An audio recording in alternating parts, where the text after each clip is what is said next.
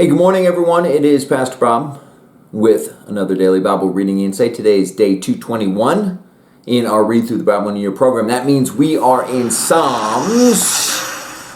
What are we in? Psalms 88 and 89, and we are finishing up Romans chapter 10. I want to spend a little bit of time on Romans 88. Psalm 88. I'm reading from the NIV. And what I want to point out is the author of Psalms 88 takes an unusual perspective of God's actions in his life. We're picking up in verse 1. Excuse me. Lord, you are the God who saves me. Day and night I cry out to you. May my prayer come to you. Turn your ear to my cry. I am overwhelmed with troubles, and my life draws near to death. We've all had that feeling before. I am counted among those who go down to the pit. I am like the one without strength. I am set apart with the dead, like the slain who lie in the grave, whom you remember no more, who are cut off from your care. Now pay attention to this.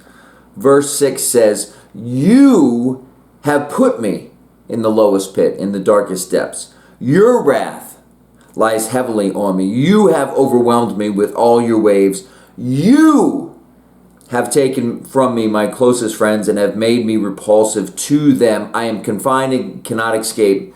My eyes are dim with grief. Okay, so a couple of ideas of how God works in our lives. So we have the one, on one hand, God is agape love. He is the purest form of love who can do no harm. He can do no violence to us. It is simply not in God's nature to do that. And so when you have that point of view, you would push back against this idea that God is the one who has put the author of Psalms into the lowest pit.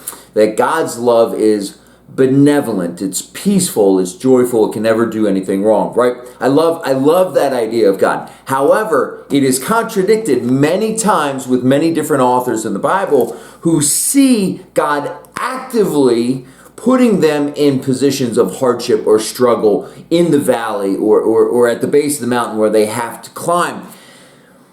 Bear with me. If you're not one of those people, bear with me. Here is the advantage of that. If I am in a deep, deep pit, but I think that the God of love, the God of kindness, the God of infinite joy is the one who put me there instead of random circumstances, instead of the cruelness of the world, instead of my own stupidity. But this is God's loving hand who put me in there. In many ways, I am then able to look at that situation differently. If God put me here, and God is love, God is pure love, pure joy, pure peace, maybe there's something to be learned. Maybe I'm asked to grow. Maybe, right, there's a bigger picture going on here, God's picture, God's eternal picture, and I look at being in the pit differently. I wonder if that is what our psalmist was trying to do. Whatever hardship you're struggling with right now, try that on. Like just like a coat, just try it on. The God of infinite love put me in this situation to grow, to learn, to stretch. Now, if your situation is so hard that you can't believe that, that's okay. We'll come up with another idea to stretch our faith. Hey, I'm Pastor Bob with another Daily Bible Reading Insight. Thanks for checking in. We'll see you tomorrow.